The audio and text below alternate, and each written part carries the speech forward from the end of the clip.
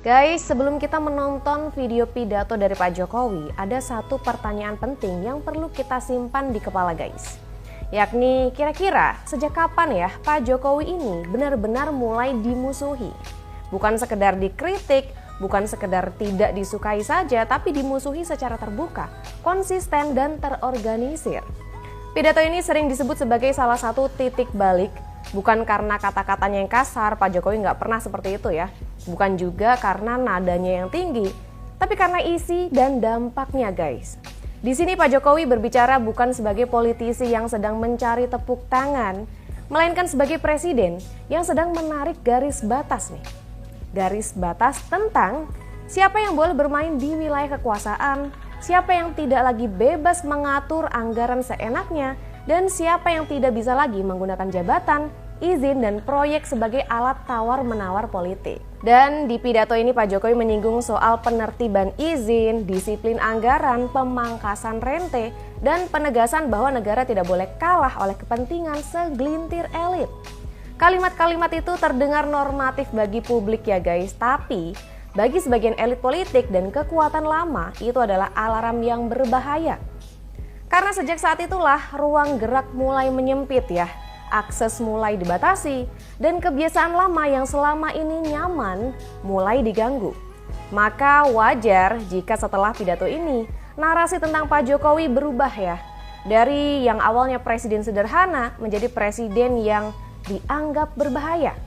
Sekarang mari kita tonton bersama video pidato dari Pak Jokowi berikut ini guys. Dan kalian perhatikan baik-baik ya, bukan hanya apa yang dikatakan oleh Pak Jokowi, tetapi siapa saja yang kira-kira berpotensi merasa tersentil olehnya. Coba kita perhatikan videonya, ini dia. Bapak Ibu hadirin dan undangan yang berbahagia. Pertemuan pada pagi hari ini adalah pertemuan terlengkap kita. Rakornas ini guys. Saya ingin agar semuanya bisa sambung satu garis dari pusat sampai ke daerah. Dan juga perlu saya sampaikan, mengelola negara sebesar negara kita, Indonesia ini, tidaklah mudah. Beda dengan negara-negara yang lain. Jumlah penduduknya saja, sekarang sudah 267. Jumlah pulaunya, 17.000 pulau. Beragamnya budaya, suku, agama, juga semakin kompleksnya kita mengelola negara sebesar Indonesia ini. Dan saya titip, kalau ada persoalan hukum, dan itu sudah kelihatan di awal-awal, preventif dulu. Diingatkan dulu, jangan ditunggu, kemudian peristiwa terjadi baru di... Nah, betul banget. Setuju semuanya? Semuanya bilang setuju ya. Di atas saya juga sudah saya sampaikan ini, baik kepada Panglima TNI, kepada Kapolri, kepada Jaksa Agung, sama hal yang sama. Saya sampaikan. Jelas-jelas sudah itu keliru sejak awal, Pak. Diingatkan dong. Gubernur, ini keliru. Benerkan dong. Jangan ditunggu ngerti keliru, ditunggu sampai terus dikerjakan, baru setelah rampung, baru ditebas. Tidak bisa seperti ini. Harus kita akhiri seperti ini. Jangan sampai ini kejadian. Baik itu dikejari, baik itu dikejati, baik itu di Polres yang menyangkut hukum, baik itu di Polda yang menyangkut masalah ini. Selanjutnya juga yang berkaitan dengan kebijakan. Kebijakan. Jangan ada yang namanya kebijakan itu yang dikriminalisasi. Dicari-cari. Saya mendengar ini banyak sekali. Kalau tidak ada mensrea, tidak ada niat jahatnya, ya jangan dicari-cari dong. Yang namanya orang itu, namanya pekerjaan itu banyak sekali. Saya berikan contoh misalnya di DKI. Yang namanya mata anggaran itu 57.000 mata anggaran. Ya, kalau ada yang keliru 1, 2, 3, segera cepat diingatkan. Gak mungkin ngontrol segitu banyak kegiatan, gak mungkin seorang gubernur, seorang bupati, seorang wali kota. Diingatkan awal-awal sebelum dia bekerja, melaksanakan program itu. Inilah yang kita harapkan, mindset kita, pola pikir kita rubah. Semuanya dalam bentuk pelayanan-pelayanan kepada masyarakat.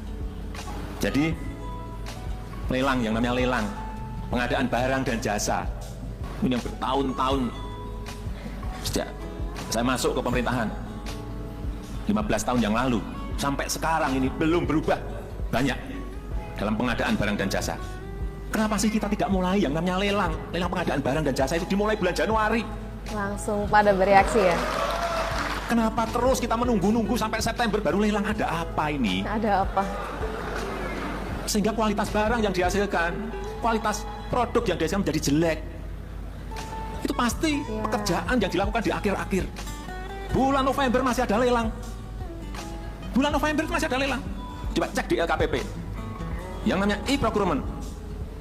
Bukan yang e-purchasing, tapi yang e-tendering.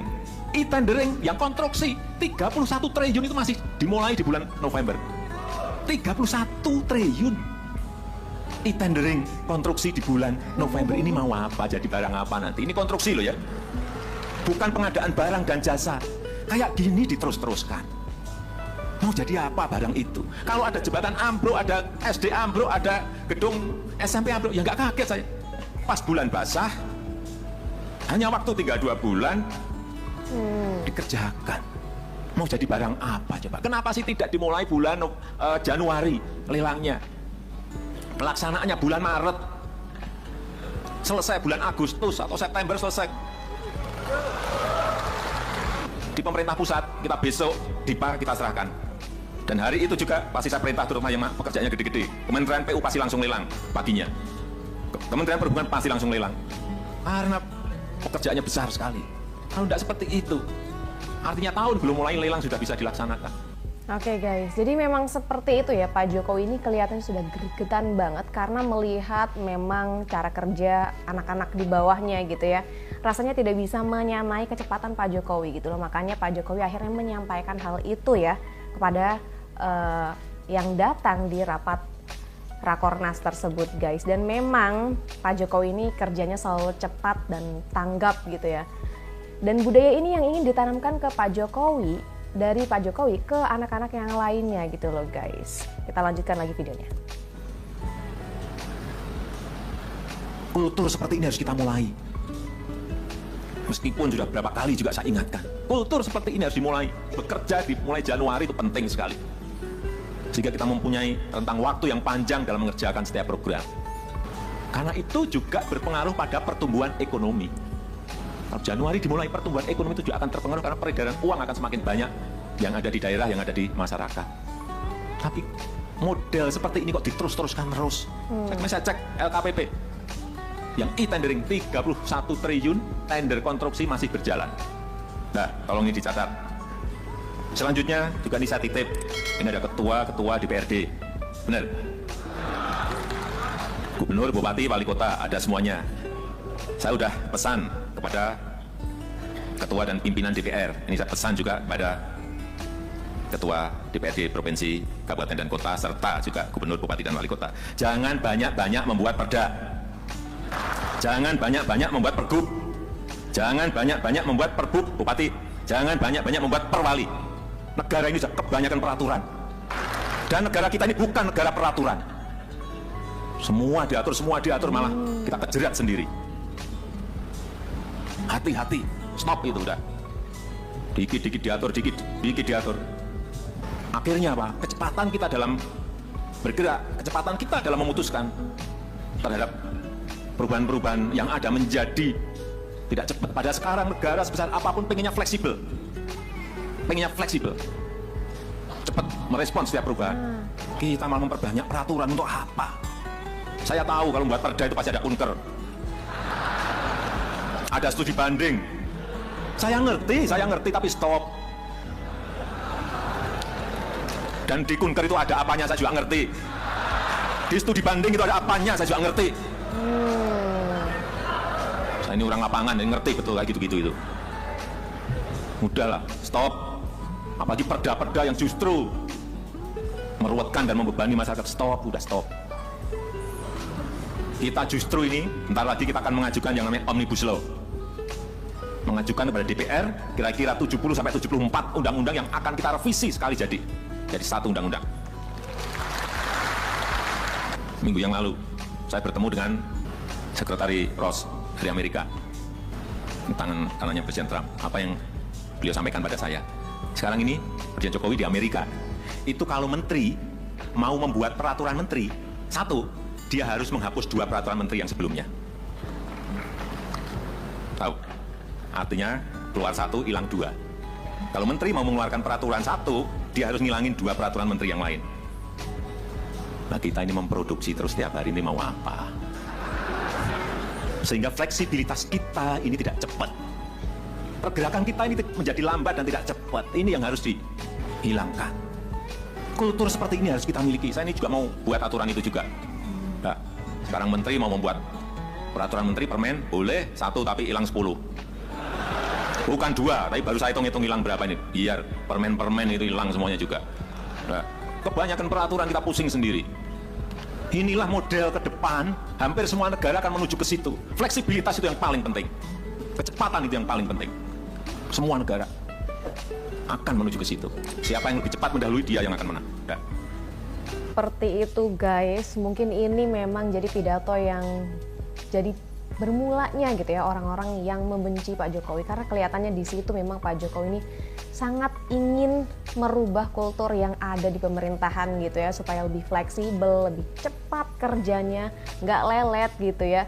Dan juga Pak Jokowi mengatakan bahwa ya Pak Jokowi tahu lah kalau di lapangan itu seperti apa, kenapa kerjanya itu lama pejabat-pejabat kita ya memang nantinya yang dicari ya di situ guys, ketika nanti ingin membuat peraturan gitu ya, misalnya di situ dia nanti akan ada studi banding lah, inilah itulah, rapat ini itu dan itu yang menurut Pak Jokowi memang ditunggu-tunggu oleh pejabat ini, karena mungkin ada sesuatu yang mereka tunggu. Semua orang juga tahu karena Pak Jokowi juga orang lapangan guys, jadi nggak mungkin bisa dikibulin gitu ya kurang lebih. Dan ini akhirnya menjadi sulit bagi orang-orang yang mungkin ingin berbuat nakal atau bermain nakal gitu loh guys, karena semuanya akhirnya jadi lebih efektif, efisien, termasuk di anggarannya dan juga di kecepatan eksekusinya guys, kurang lebih seperti itu ya. Dan setelah mendengarkan pidato tadi gitu, mungkin kita bisa mulai memahami satu hal penting guys, di mana kebencian dalam politik memang seringkali bukan lahir dari kesalahan seseorang, tapi dari pembatasan seperti ini misalnya guys. Ketika kekuasaan yang biasanya longgar mulai dikunci, dan ketika jalur-jalur lama ditutup, ketika izin, proyek, dan anggaran tidak lagi mudah untuk dinegosiasikan, maka kemarahan pun muncul. Bukan karena rakyat dirugikan di situ guys, tapi karena memang sebagian elit kehilangan privilege rasanya. Dan pidato ini bukan pidato yang memecah belah rakyat ya, kita bisa dengar sendiri. Pidato ini justru memisahkan kepentingan antara mereka yang ingin negara berjalan dengan aturan dan mereka yang terbiasa hidup dari kelonggaran. Maka jika setelah ini kita melihat Pak Jokowi terus diserang dari isu pribadi, isu keluarga, hingga isu yang kadang terasa dipaksakan gitu ya, barangkali itu bukan kebetulan guys. Bisa jadi itu adalah konsekuensi dari keputusan berani membatasi yang selama ini tidak pernah mau dibatasi. Jadi apakah yang kita saksikan ini benar-benar soal kebencian kepada sosok Pak Jokowi, atau soal kemarahan terhadap negara yang mulai tidak bisa dikendalikan seperti dulu lagi? Menurut kalian gimana guys? Silakan